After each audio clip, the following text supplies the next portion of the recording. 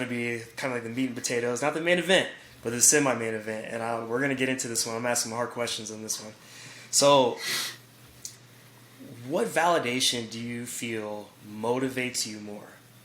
Validation from your job or validation from your spouse? My job. Why? Probably. I mean, where all I've known is work my whole life, and I've always valued work and going to work and having that responsibility. And my kind of work is just, it's a little different. You know, I don't work with money. You know what I mean? I don't work with technology. I work with other people's children. And now I'm in a position to like make a bigger impact than just an individual impact on kids. And that drives me. And I would say I easily, like, when people ask you to like describe yourselves, I a lot of times I tend to revolve around my type of work, and I'd say less of my job and more of the type of work that I do is working with youth. Like that is like a big part of my character.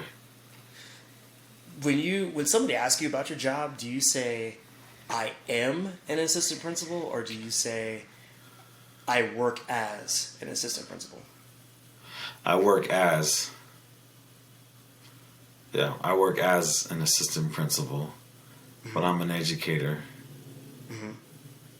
So you would say like I am an educator, but I work as an assistant principal. Correct. Yeah, the reason why I say that is because like what you just said about you taking your validation from your job, so that means that most of your time spent, your 40 to 50 hours, because you probably put in overtime. Every administrator, every person in education does work, additional hours in the day. So that means that you would say to yourself that like my personality is this job. Would you agree to that, or would you disagree to that? I wouldn't say personality. I think character. I wouldn't know.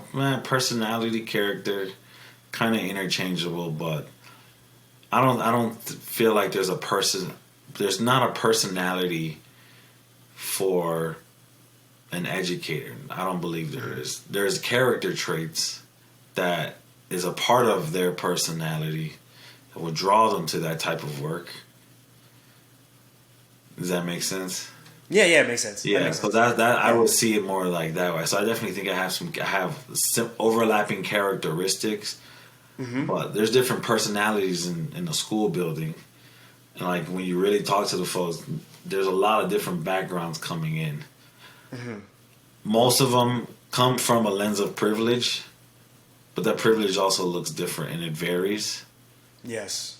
It's very rare that I run into people who have similar backgrounds than myself, who are in a room that I'm in education. There are not a lot of people in leadership who come from like my type of environment growing up. But like when I was in the lower positions, like when I was a paraprofessional, when I was, I would say up to a dean, that's when, up to a dean, I saw a lot of similarities.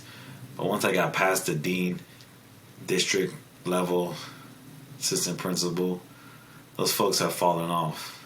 So it's really interesting because I think I have a totally different outlook on education than like 90% of the people that I talk to now. Yeah. Who are in like decision making positions. Would you say there's... I'm going a little bit off, but I want to know the answer to this. Would you say there's like some like systemic issues with that? Like a lot of people who do have a background like you and that have the same mannerisms as you can only elevate to a certain point, and it is harder to elevate if you don't come from that certain privilege? Yeah, I mean, honestly, privilege just comes with a lot of open opportunity. I mean, starting from when you're just a kid of just being exposed to different types of professions and professionals in the household because your parents are professionals, so their friends are professionals. So having that, understanding, if you have two college educated parents, they know the game to get to where they got. Right? I know the game of education. There's a lot of rules to make public education work for yourself. There's a lot of like little things nuances you need to know that they're not advertised, and if they are, the people who need to hear that information the most are not the ones attending. Right. So that's a whole different issue by itself. But yeah, obviously there's just a lot of different starting points for people, and then just interest. Like I didn't grow up thinking I was going to be a school psychologist. I kind of just walked into it blindly without even knowing what it was. But none of my friends are school psychologists, and even the ones who are successful, they took a different path. A lot of them, in the trades, but they make good money and they're able to have a nice life. But especially working with kids, bro. All the dudes that work with kids that I see now, nothing alike. Would you be able to say,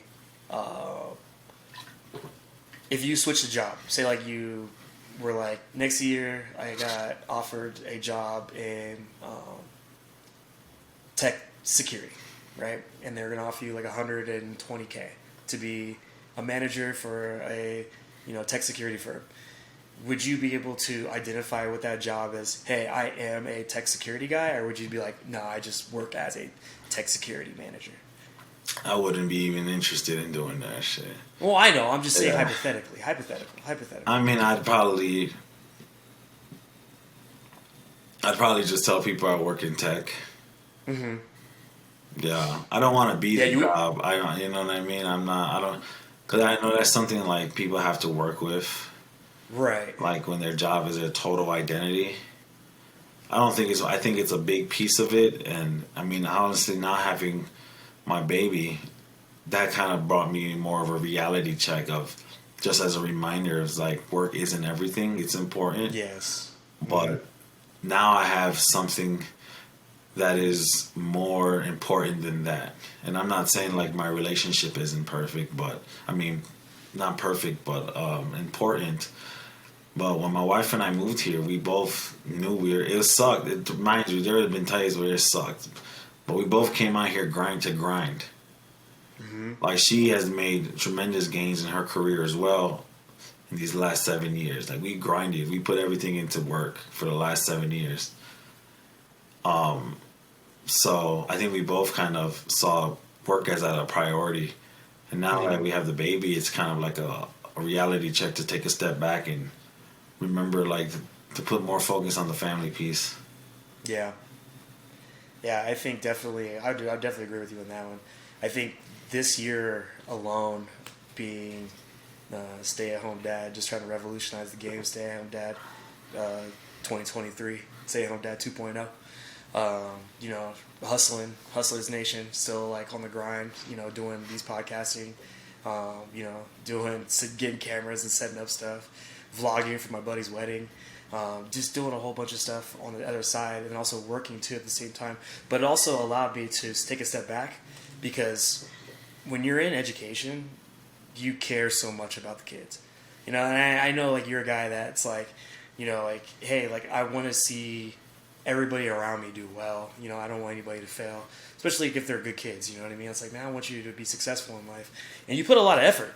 You put a lot of hustle. You put a lot of effort. And a guy like you, where you come from and your past allows you to have the in on a lot of these kids. And I think that's what a lot of education is missing. That's why I'm asking a bunch of these questions, is because like I talk to bus drivers, I talk to people who works at the Boys and Girls Club, I talk to people who are administrators, I talk to basketball coaches, football coaches, I talk to all these people that are around kids in school. They work so damn hard. And they identify as what they identify. And I'm okay with that being that in education because you're changing people's lives. It's not like you're like a mortgage banker and you're over there just eating people up for interest and you're getting people in at like, 7.8 and, and then going about your business and wiping your hands clean with them and be like, haha, I'll have your house in like, 3 or 4 years. Yeah. You're doing basically the Lord's work, man. Like you're shepherding a bunch of young individuals into better lives and trying to be a supportive person in their lives. And that's why I'm okay with people identifying as their job when they're in education, because a lot is on the line. A lot is on the line. Yeah, I mean, and I know there's some people who are like just too also very proud of it. So that's cool. Like, artist. I'm an artist.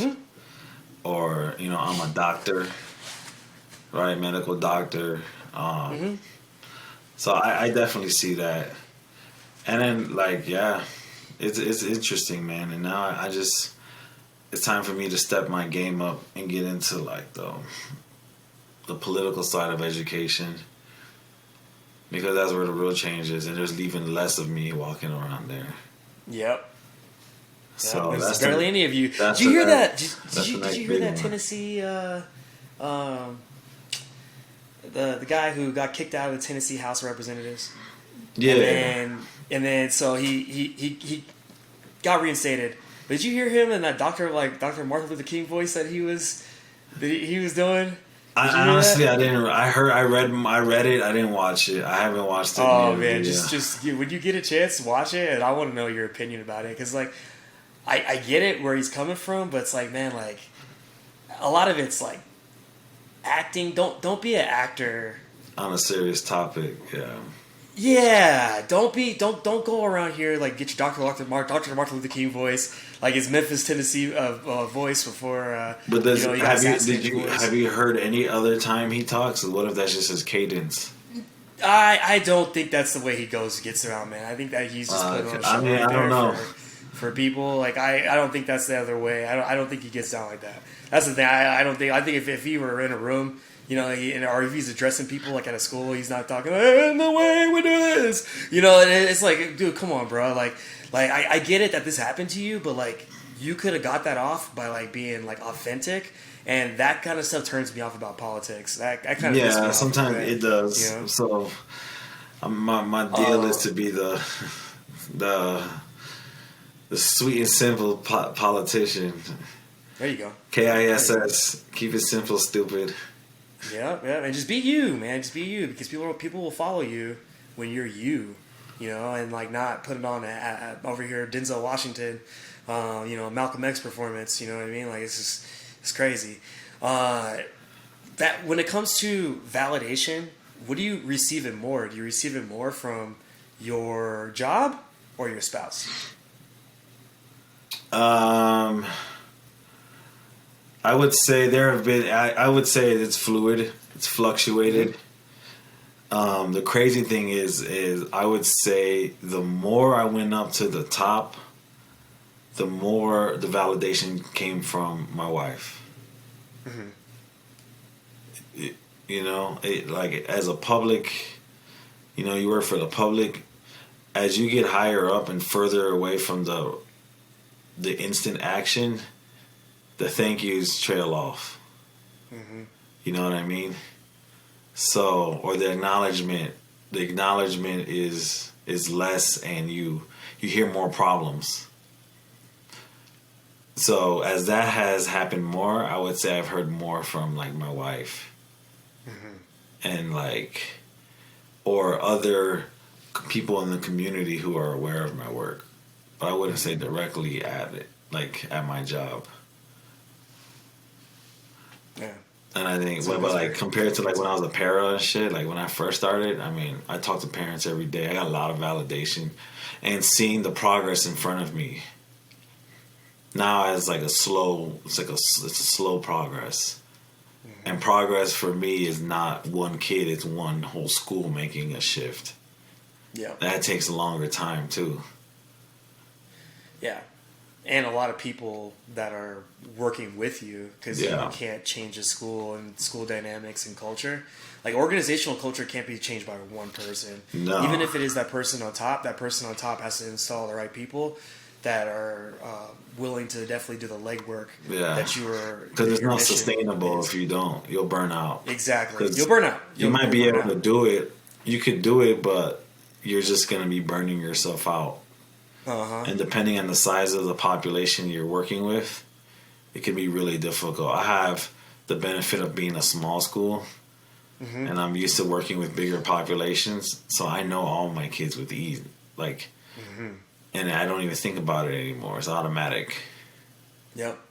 But you know, you have a school with 3,000 kids. You have to be more strategic Big time. Big time. and think bigger on how you're. And you have to. Oh, that's the thing. Your ideas need to be huge. And Yeah. they need to be on a school wide scale. Exactly. Like for you, you're able to like do like little small groups. Individual content. But I look at school-wide data, and I do look at school-wide data, and I utilize that a lot more for my decision making than individual data. Uh-huh. I think I get a lot more validation right now from long term than I do from my jobs and my interests. Well, I mean, I wouldn't say that, but I would say like the ones that mean the most to me is the one from long term, because I'm taking care of the kid. So like when I hear things from her that like that makes me feel a lot better than a coach telling me, "Oh man, this league is dope." Like hey, this is the shit. Like it's cool, but like I'd rather hear from like a family member who I'm taking care of the family. That it just means a lot more to me from that angle. Because I get validation all the time from work, but especially from like VGK people, like Vegas Golden Knights, they're like, "Oh, come back during the season, like you're dope, like like you should get more into sales and stuff like that." And I'm like, "Yeah, that's cool," but like I'm also not trying to be a slave to the man. That's another thing too, man. You get into sales, you are a slave to the man, bro. Like I tell all my salespeople, I love you guys. I love every single one of you guys. You guys work hard, but you're just putting money in other people's pockets. You're just lining it up. Oh, you're great at sales. Cha-ching, cha-ching. That's all I see is you. You're an asset to their pockets. And that's one thing about education that like you are not. Is like you're still an asset to the school. And, like, You are an asset to the school, and like if you change around test scores, then for sure you're definitely making the school like more money, and you're making the superintendent definitely look good, or your head principal look good. But like it's not like a monetary thing. Like over there in sales, it is monetary. Oh yeah. Yeah, it's big time monetization. So I'm tired of lining people's pockets. That's why I'm out here grinding on my own, trying to line my own. Get my pockets fat. Marcus is gonna make my pockets fat. That's what I'm saying. What do you think women value more in marriage? Validation from work or validation from their spouses? I think it's. I mean, this is a hard question because General. Nah, I'm not talking about your wife. I'm not. But I'm just saying, like, it really boils down to. I mean, I think there are women who view work like most men view work, to like where it doesn't match the stereotype. You know what I mean? Of like women should be at home. The generalization of like, oh, women should be at home caretakers. There are women out there who love working and thrive off of work. You know what I mean? Like they do. They're all like, I think, like, I feel like your long term when we worked together was She's like a grinder. She was a grinder. Like she was. There's a reason why I'm working at home. And working with the kid, and she's out there. Like, so I think like she's career oriented. I think that validation would be stronger from work for her. Because like I've seen her in action, and I know like why and how she works. So, and I have female friends who are like the same way, where like having a man is cool and all, but they're grinding, they're doing their own thug dizzle. Like you need to keep up. Like, you telling me I'm doing great isn't gonna have me start a relationship with you. Exactly. You know what I mean? Like, you know, so I don't see it again. I think it depends on the person. I would say generally, I'd probably lean towards, and maybe this is the sexist in me, right? We all have our little generalizations. I would say probably from the man being acknowledged by their man. Hmm. I think that would mix, but I think there are cases for the other way. But I would say if I had to pick one overall, if I had to just select one and not just live on the fence, I would say their man over their job. Hmm. I would think that I think it's both. Yeah, I think it's both too, but you got to make a And choice. if I'm gonna make a choice of one, shit, I would lean on the job Okay. just because the job allows the independence. Unless you have like a man that like takes care of you full time, you know what I mean? Like pays your bills, you know, does everything like financially and takes care of you basically. I think that would be different because they don't work as much. But I think mostly the job, because I think a lot of women nowadays are just career oriented. And then tell me, do you know one woman who has a hobby? And I'm not trying to be sexist here. I'm just trying to say, like, do you know any women? And I know a few, but like if you were to give that percentage, like of like women who have hobbies, like how much like would you say would have hobbies, like that at least? I mean, I would say the women I know who have hobbies are their hobbies primarily working out.